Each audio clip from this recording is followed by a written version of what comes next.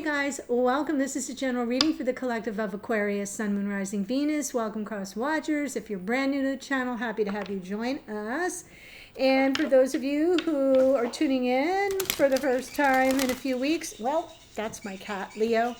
Yeah, I missed most of March. I moved house. I know this looks like the same place, but reversed. And you might be thinking, that's really weird. I used to live about 4 doors down. I was renting there. It's the same townhouse community, so it's the same blueprint, but the mirror image. And so made the move, but the day before the move, I came down with a pretty nasty case of shingles. Yeah. Moving will do that to you. That's the kind of stress that might bring on a case of shingles. So I thought I could power through. I could not. And so I'm back now, but it's been pretty brutal. And I'm unpacking one box at a time in very close quarters here. So we're just gonna do this thing. All right. So I'm happy to be back, and thank you all for your lovely comments, warm wishes, lovely emails. I've been touched and uplifted by all of that. So thank you, thank you. All right.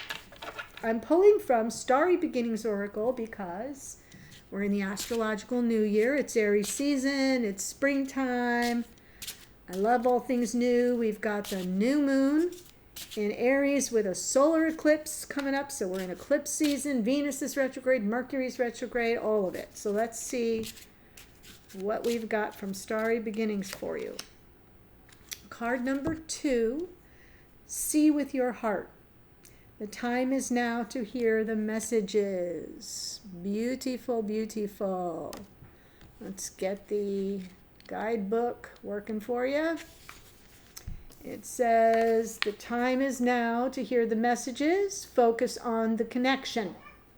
It is strong if you keep with it. Before we begin, ground yourself to the channel. Feel the beat of the earth, the breath of her cycles. It is strong if you connect. Breathe in and breathe out. We are here. We are always here.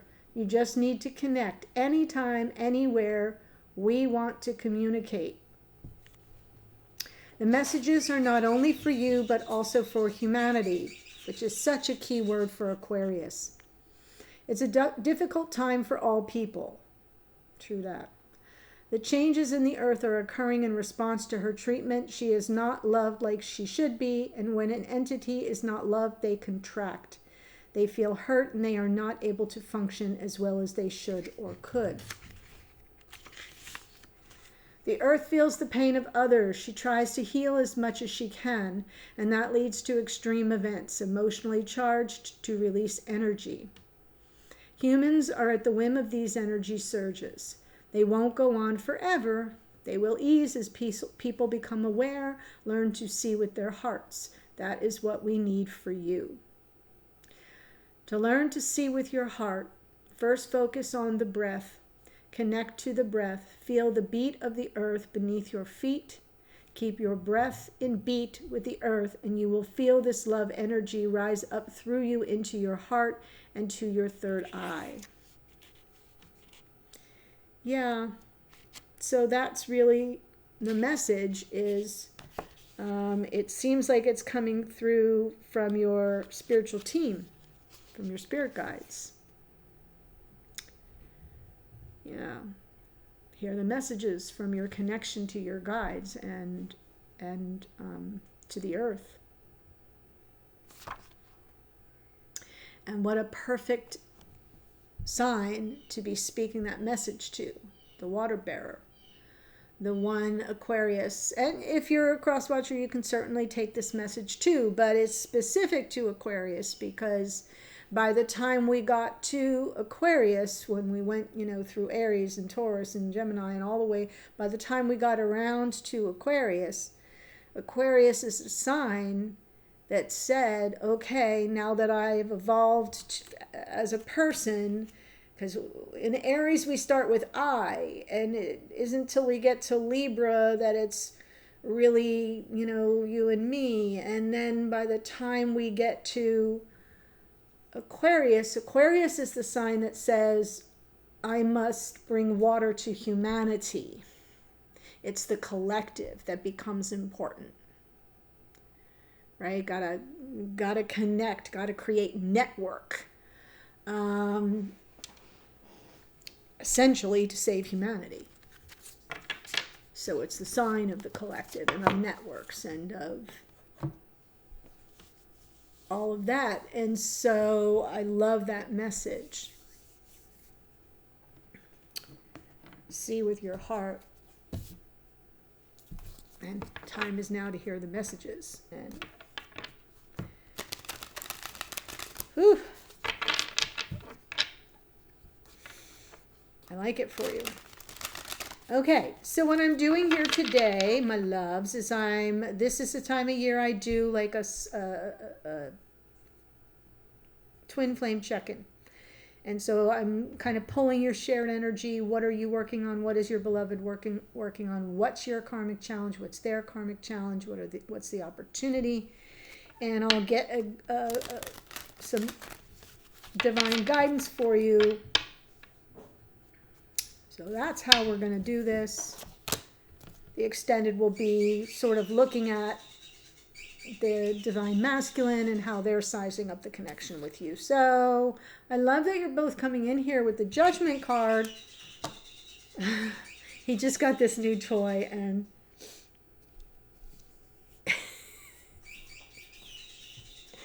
it's cute, but I'm sure some of you are probably like, what is with the noise?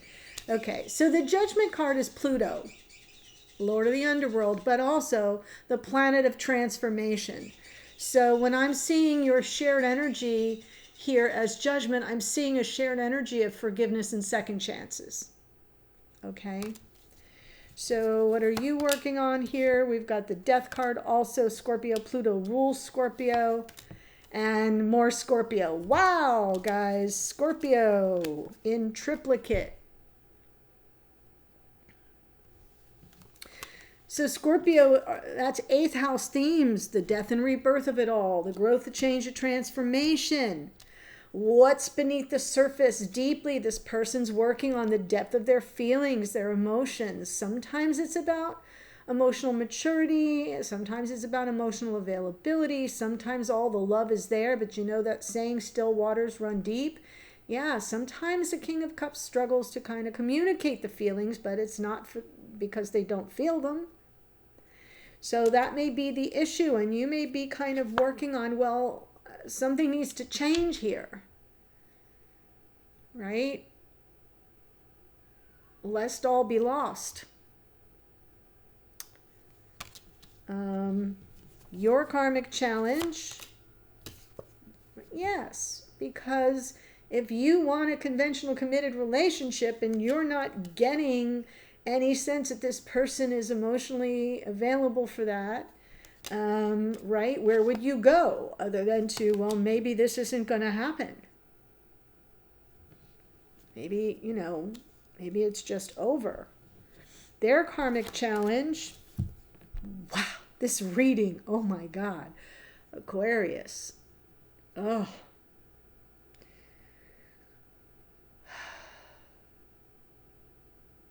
I'm getting back in the swing of things, and you guys are bringing it. I need to have my A game up for this. Yeah, this person struggles.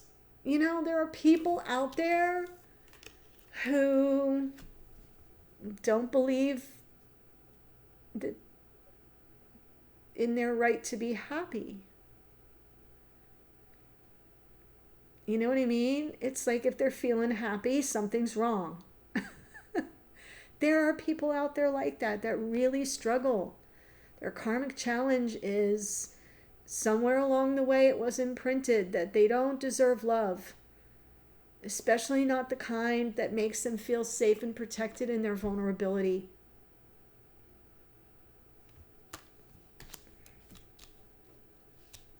Wow. And they wear that almost like a badge of honor. The I'm not lovable. I can't have nice things.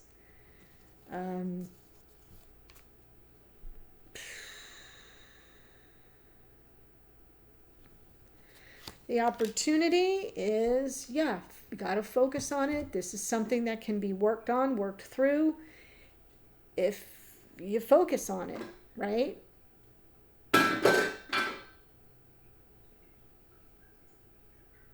don't know what he's doing, but oh well. Because the Eight of Pentacles is about focusing on creative solutions to a problem, doing the work, putting me, excuse me. Get down.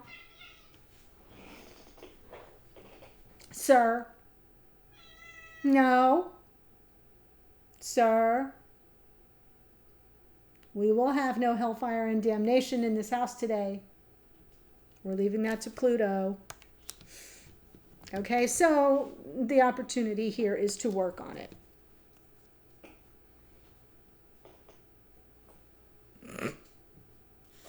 And the divine message, wow. There's Aquarian energy right there. King of Swords. What's the plan? Let's do the right thing. King of Swords is strategic, and since it's a divine message here, that's why I'm saying, what's the plan?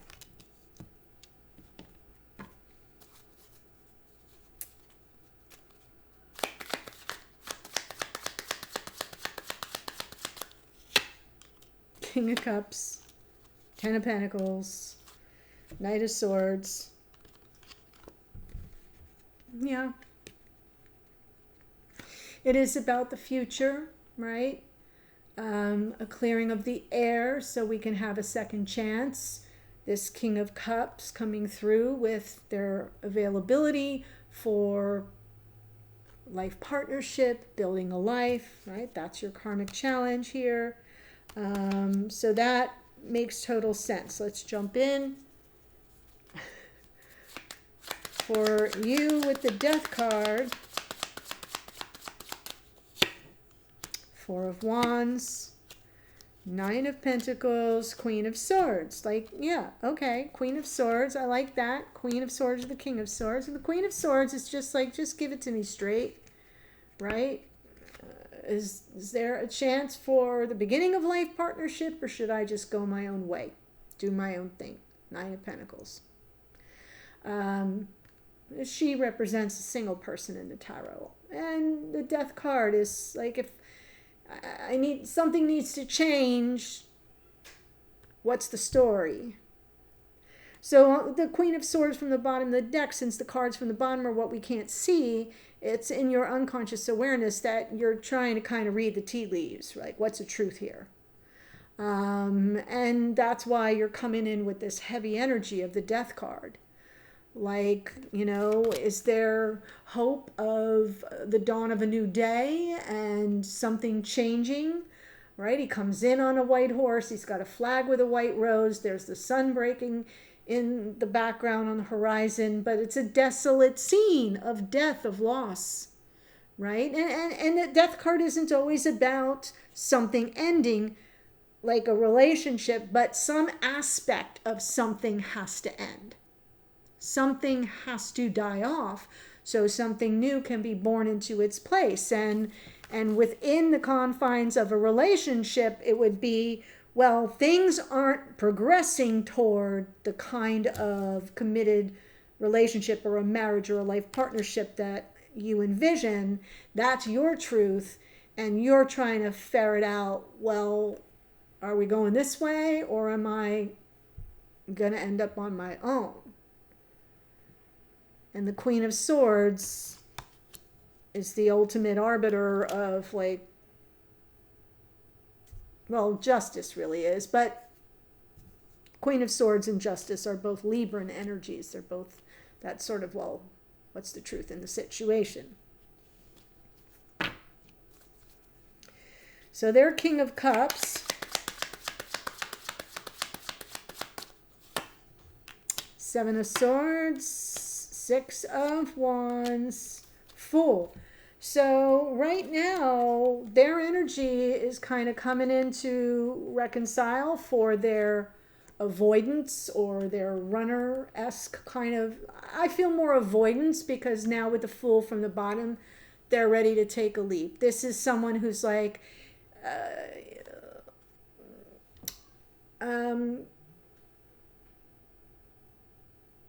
there's a return energy here with the Six of Wands, like almost a return to make peace, to reconcile, for being avoidant, or for being sort of, I don't want to say, like, I'm not seeing anything nefarious here, so that's not the reading I'm doing. But, you know, if this is somebody who hasn't been completely forthright with their feelings, that's what we're talking about. We're talking about feelings, how they feel.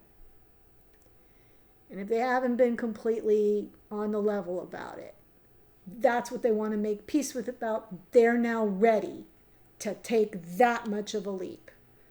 That's what they're working through right now.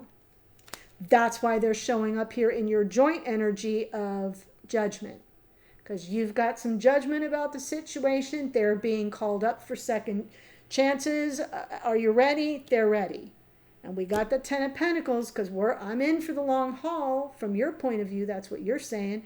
And what's the truth? How, right? Let's clear this up. Let's clear the air. All cards face up on the table, no pun intended. And your karmic challenge is this Hierophant.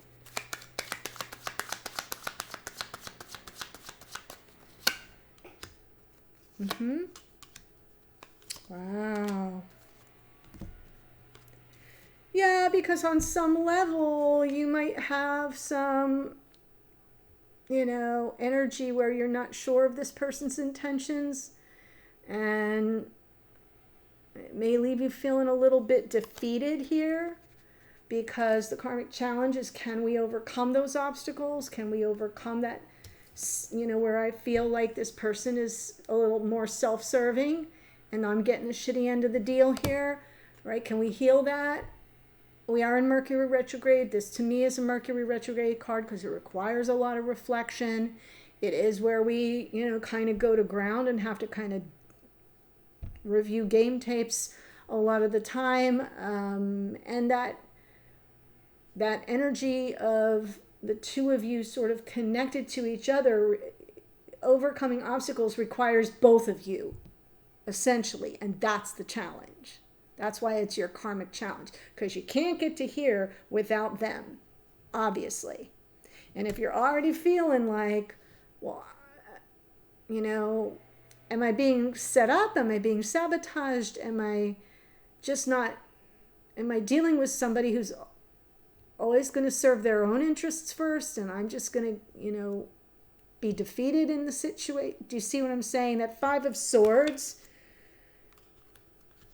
one of my personal least favorite cards. I mean, I'll take the Seven of Swords over the Five of Swords any day, because I can deal with avoidance, and I can deal with somebody who's playing their little 3-card Monty bullshit. I can deal with that. This is a little more insidious to me. And if you're harboring that, I mean, because, like, he's stabbing people on the beach. Let me tell you the card. He's stabbing people on the beach. He's cutting them down. He's their swords are literally knocked out of their hands. He's turning back and looking at them, and he's smiling. Okay? He's smiling.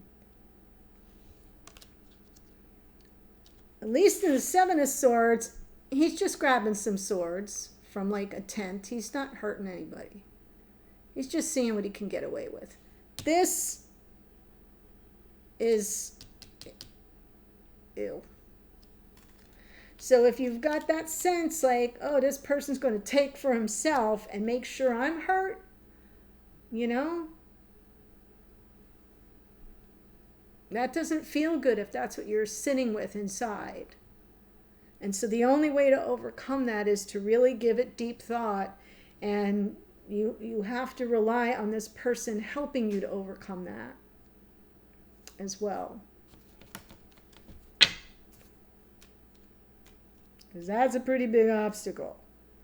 And part of the reason why you're sitting with that is because this person struggles to express their true feelings and the depth of them. And if you knew that for sure and felt confident, in their expressed feelings, that would disappear. Their karmic challenge is the Sun. Yeah, Five of Pentacles. King of Wands. Wheel of Fortune. First of all, this person doesn't feel very lucky. They don't feel very blessed. They've played the role of the unavailable lover. All right, I'm going to say it. They get their needs met when they need to.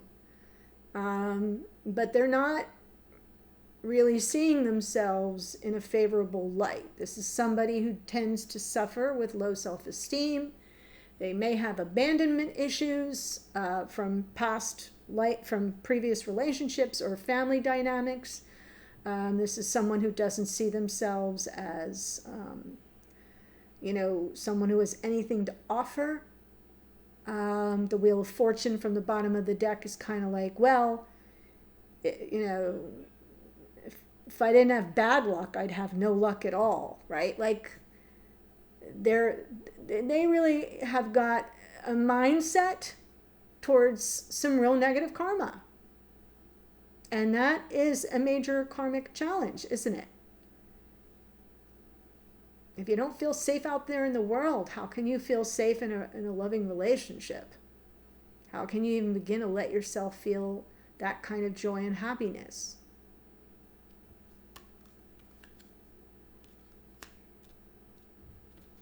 Essentially, King of Wands reversed.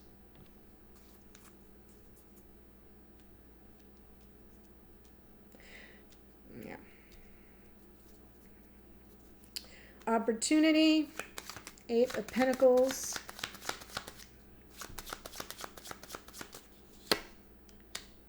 Six of Cups. High Priestess. Nine of Wands. Well, again, like, there's something here to work with.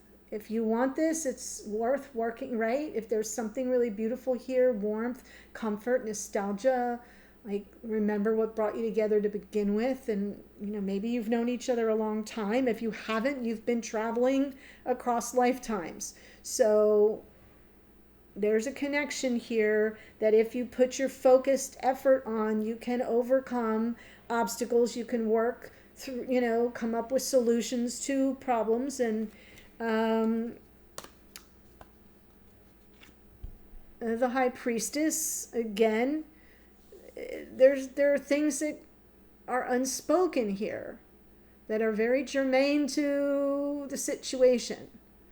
And it might require coming more from your intuition than lower vibrations of suspicion. And the Nine of Wands is talking about persevering, pushing through. It can be exhausting. It can be stressful even. But there's something here that it's almost like, what's your intuition telling you about the connection? What's your intuition telling you about if it's worth working on and persevering through these difficult times? Because the next card out is the Ten of Wands, which is like offloading. It's a big relief. It's an offloading of all the heavy negative karma and energy.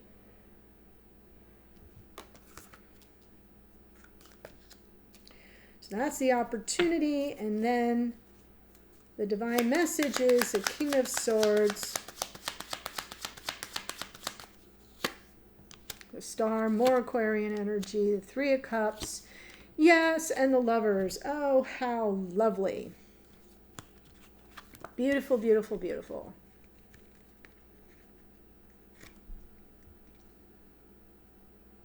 I see a cause for celebration,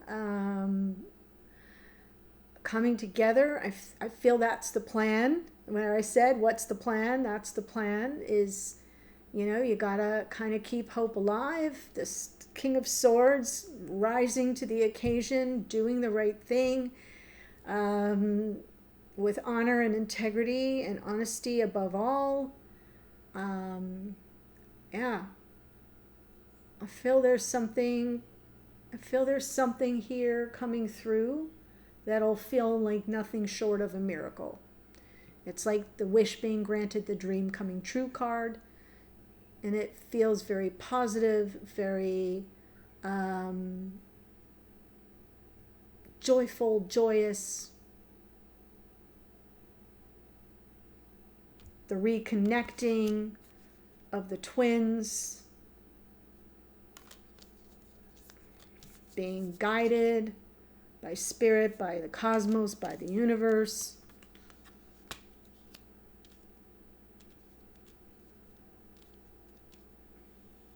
Yeah. So that's what we have for this part. But I do see that I want to check in with, I'm calling it the King of Cups because that's the strongest energy here for the extended. Let's see how they're processing the relationship with you, how they see you, think about you, feel about you, and their intentions toward you. We'll see how they show up in that reading. The links for that are below. Listen, option 1, and I'm saying it for a reason because I keep seeing people saying, I didn't know it was auto-renew. Option 1 is a monthly membership that auto-renews. So pay attention to that. Read what it is you're buying. Option 2 is just this extended. So if you want just this one, scroll to the second link. And option 3 is the all access pass. That is like my version of Netflix. It's the vault where everything I've ever done, every extended I've ever made lives, and this one and any one I ever will do. And that is also a monthly renewal. But it's a lot of fun because if you are anything like me, I will go and watch something from 6 months ago on the channel and be like, oh, I got to go watch that extended, because now it's pertinent. Didn't mean anything 6 months ago, but now it's relevant.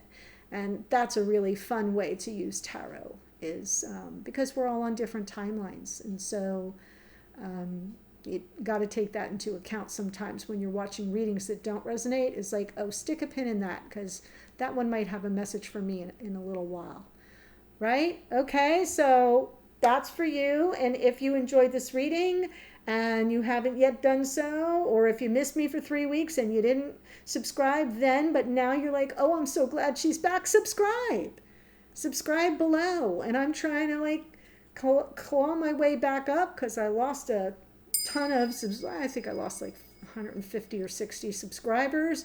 So I got to get those back and then get back into shape here on the channel so I can now afford the new roof over my head. And so thank you for that. Subscribe and click the little bell because that will let you know when new readings are uploaded. And here is the astrology. Judgment is Pluto, rules Scorpio. King of Cups came out twice, Scorpio. A lot of Scorpio in this reading. If you have Scorpio in your chart or your person does, lots of extra confirmation for you there. Knight of Swords is Gemini. Death card, Scorpio. 9 of Pentacles, Virgo energy. Queen of Swords, Libra. The Fool is the planet Uranus, which rules Aquarius. Hierophant, Taurus. Strength card is Leo. The Sun is the Sun, rules Leo. King of Wands, Leo. Same thing goes for Leo. If you got a lot of Leo in your chart or you're dealing with a Leo or they've got a lot of Leo in your chart, extra added confirmation. Wheel of Fortune is Jupiter, which rules Sagittarius. High Priestess is the Moon. The Moon rules the sign of Cancer. King of Swords, Aquarius. The Star, Aquarius. We're certainly doing an Aquarian reading, aren't we? And the Lovers is Gemini. So that's what I've got. And the links are below. I'll see you at the extended. I'm headed there now.